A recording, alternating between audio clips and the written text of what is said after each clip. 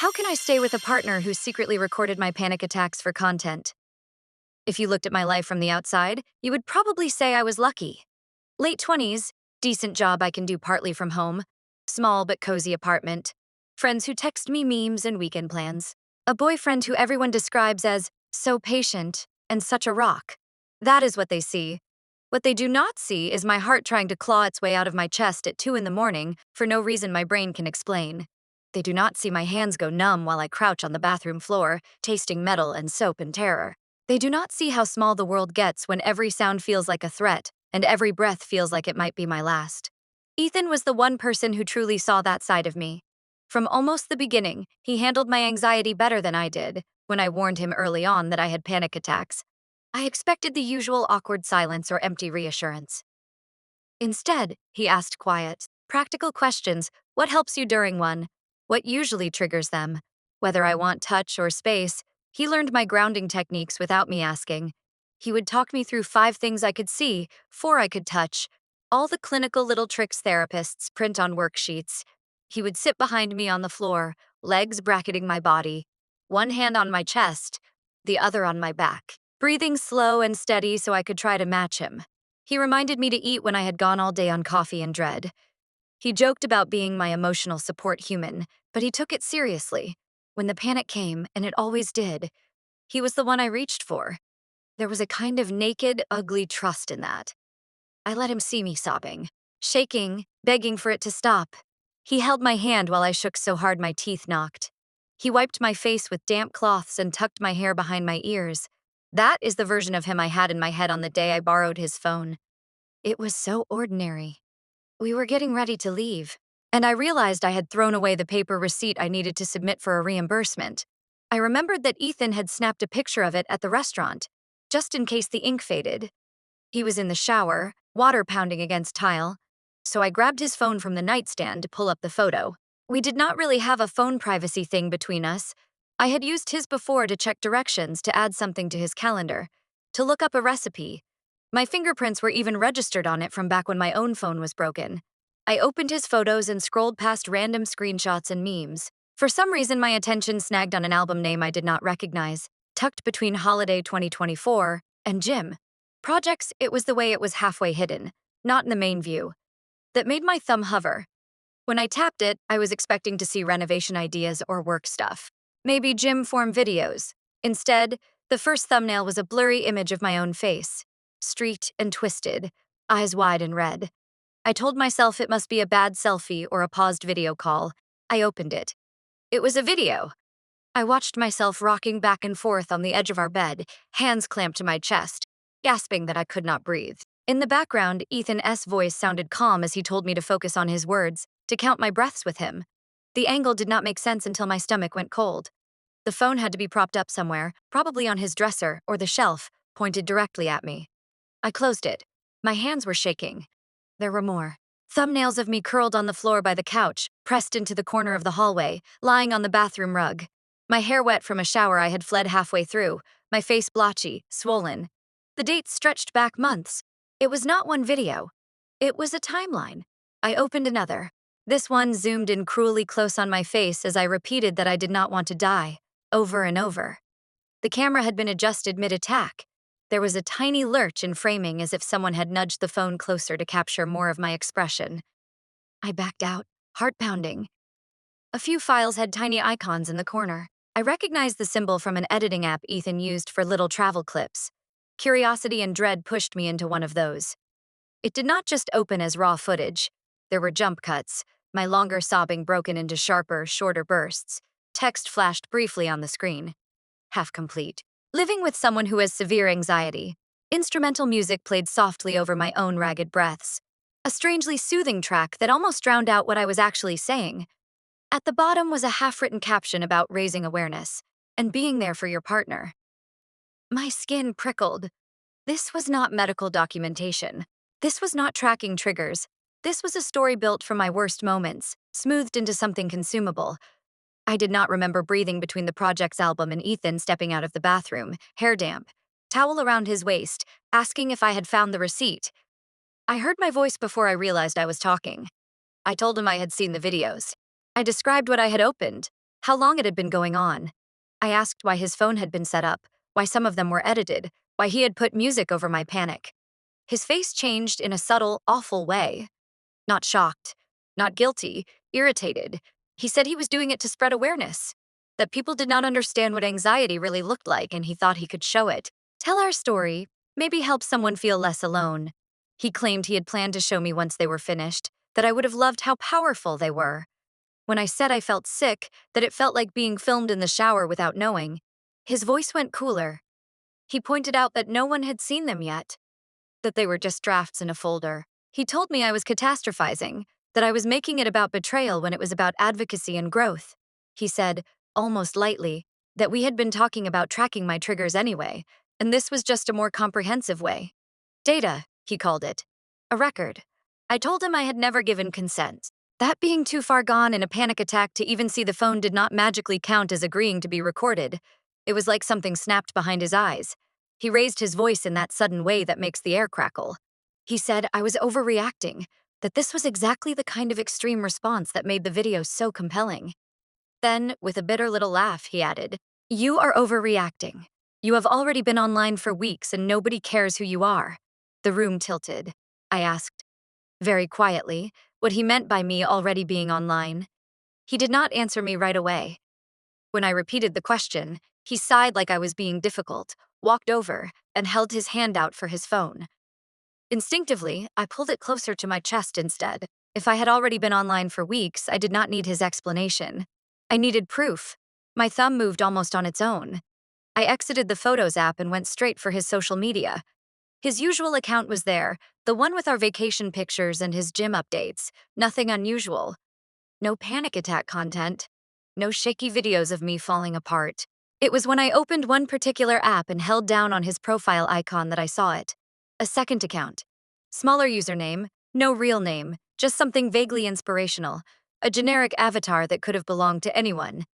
The moment I tapped it, my stomach dropped. The grid was a collection of short videos, the kind that autoplay with sound off. Thumbnails of dim rooms, the edge of our couch, the corner of our bed. My hair recognizable even from behind. The slope of my shoulder, my curled up body on the living room floor, seen from a distance. I chose one at random and pressed play. The camera was positioned behind me. I was hunched over on the tile, hands in my hair, shoulders shaking. The caption over the video read, "When your partner has severe anxiety and all you can do is be there." Soft music played over the muffled sound of my breathing, and one or two choked noises that apparently had not been edited out. In the comments, people had written things like, "You are such a patient soul," and "She is lucky to have you." And this is what real love looks like. Others speculated about me like I was a puzzle. Did she have trauma? Was it genetic? Had I tried this supplement or that therapy? There were hundreds of comments. Thousands of likes. One user had written, "I do not know, this feels exploitative," and someone else had replied, "She probably agreed to it, stop being negative." I clicked another video. This one was me on the bed, facing the wall. My face was not shown, just my trembling shoulders and the way my fingers clawed at the comforter. The caption said, "Living with anxiety is not just cute little quirks, it is this." The audio was my own voice saying something I could not make out, completely distorted under a filter. The comments were thick with sympathy for him. How strong he was. How hard it must be, dealing with someone like that. Someone like that was me. I could taste metal again. I scrolled down and saw the view counts. Tens of thousands on some. A follower count that was higher than my own personal account. I managed to ask him how long he had been posting. He shrugged, leaning against the doorframe like we were talking about a hobby. He said it started as a way to vent, to connect with others who had partners struggling with mental health.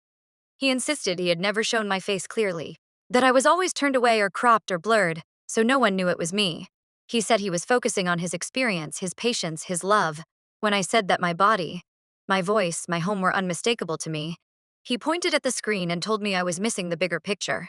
People were commenting that the videos helped them feel less alone.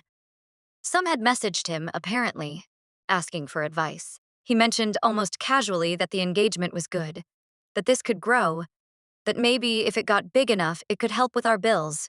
He said it in a tone that made it sound almost generous, as if my panic had finally found a way to be useful. Something hollow opened up in my chest. Our apartment, our bedroom. The space where I had clung to him in blind trust now looked like a set. Every corner a potential angle, every breakdown a potential upload. I did something I have not done in years.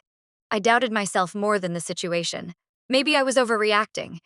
Maybe he was helping people. Maybe I was being ungrateful, turning his support into an attack. Maybe everyone else would say this was normal in the age of content, that everything gets posted eventually. I could not hold all of it alone, so I took it somewhere anonymous. That night, curled on the couch with my own phone and a blanket between us like a barrier, I opened Reddit. I made a throwaway account and typed out a version of what was happening, careful to sand off details that might identify us. No usernames, no city, no specific app. Just the bones. My partner secretly recording my panic attacks, editing them, posting them for followers. The responses were immediate and, overwhelmingly, horrified. People used words I had not let myself think: violation, exploitation, emotional abuse. They pointed out that consent does not magically appear because your face is blurred. Some mentioned legal issues. Depending on where we lived, many told me plainly, this would be a deal breaker, they would leave. Reading those comments was like taking a breath of clean air after weeks in a closed room. My own confusion began to look less like overreacting and more like normal human instinct. At home, Ethan noticed the shift quickly. I started sleeping on the couch, saying I needed to fall asleep to the television. I flinched when he reached for me in the dark. I avoided being in the same room when I felt my anxiety rising, afraid of where his phone might be. He did not apologize. Instead, he turned it into a story about how hard his life was. He told me I had no idea what it was like to live with my anxiety from the outside. He said the videos were his way to cope and connect. He asked how I could take that away from him when it was finally giving him something back. When he noticed the numbers on his account climbing, he grew more possessive. He talked about traction, about momentum, like my pain was a wave he had learned to surf. He said if he took the videos down now, he would lose everything he had built. He used the word we sometimes, but it was clear which one of us he thought was valuable. I did not argue with him anymore. Out loud, at least. Instead, late one night when he was snoring in the bedroom and his phone lay face down on the nightstand, I opened the app from my own account. I reported every video I could find of me. I selected reasons like privacy violation and non-consensual content. I found the platform's contact form and sent a takedown request, attaching a detailed message about being the person in those videos and never agreeing to be filmed. My hands were still shaking when I crawled back onto the couch and pretended to sleep. In the morning, I woke to his shadow falling over me before I could sit up fully. He shoved his phone in my face, his expression a mix of fury and injured pride. Notifications filled the screen, one line glowing at the top, some of the videos under review, some already removed. Did you seriously try to ruin my account? He demanded, voice low and sharp. Behind his accusation, another notification sat just beneath it, half hidden but still readable. Brand reached out, sponsorship inquiry. He was still holding the phone close enough that the light washed his face in blue, jaw clenched hard enough to make his cheek twitch. Do you have any idea what you just did? He asked. They were about to sponsor me. Do you know how rare that is for a small account? You just tanked it because you cannot stand not being in control. Not, you just reported something that violated you. Not, you must be terrified, and I am so sorry. A sponsorship. That was the wound he was bleeding over. He paced, talking faster, voice rising and falling like he was narrating to an invisible crowd. He said I was selfish, that I could have talked to him instead of going behind his back. He called my report sabotage. He said he was trying to do something meaningful with all of this, to help, to cope, and I had made it about me. I remember staring at him and feeling strangely steady inside. Even as my heart started its familiar gallop, the edges of my vision blurred the way they do when a panic attack is revving in the distance. My skin felt too tight. I could hear my pulse in my ears. He stepped closer, reached out like he always did when he saw the signs. Hey, he said, softer. You are spiraling. Come on, breathe with me. Okay, we can use this. We can talk about what triggered you. This is exactly the kind of thing people need to see. The word use hit me like a slap. I took a step back. For the first time since I had known him, I did not reach for his hand when I felt the panic coming. I did not let him guide me to the bed or the couch or anywhere his phone might be already propped up. I turned, walked quickly down the hall, and locked myself in the bathroom. He knocked almost immediately. Come on, let me in. You should not be alone right now. This is when I am supposed to be there for you. You know that. It sounded like a script he had rehearsed. I slid down the cool wall and pressed my palms to the tile floor, focusing on its solidness. I counted the squares. I named what I could see, what I could hear, what I could smell. I whispered to myself that I was safe, that the door was locked, that there were no cameras in here. The panic crested anyway. But it was different, messier, lonelier, but mine. I realized in that cramped little room that I would rather ride out every terror alone than have it turned into footage. I would rather shake against the bathtub than sob into the chest of someone who might be thinking about angles and captions. When the worst had passed and my breathing finally slowed, I wiped my face. Took a few photos of myself in the mirror. Puffy and blotchy. Not to share, just to remember. To mark the moment everything shifted. After that, I went practical. While he sulked in the living room, I sat on the edge of the bed with my laptop and a cold calm I did not recognize. I took screenshots of every video, every caption, every comment where people tried to warn him it felt wrong. I saved the sponsorship email he had bragged about, the one still sitting in his inbox. I noted dates, times, view counts. I searched for information about recording and posting someone without consent where we live. I found legal aid hotlines and forums talking about privacy rights. Even if nothing came of it legally, just knowing the words for what had been done to me made me feel less invisible. Then I texted my older sister. I did not give her the whole story right away. I just asked if her offer of the pull-out couch was still open, the one she made months ago when my anxiety was really bad. She called me within 2 minutes. The moment I heard her voice, all the words I had been holding back poured out. She did not tell me I was overreacting. She did not ask how much money he could have made. She asked when I wanted her to pick me up. When I told Ethan I was leaving for a while, he panicked in his own way. Suddenly, he could delete everything. He pulled up the account and hit the trash icon on a few videos like it proved something. He said we could start fresh, that he would only film if I agreed, that he could crop me out more, blur more aggressively, make it less about me. Every promise was wrapped in conditions.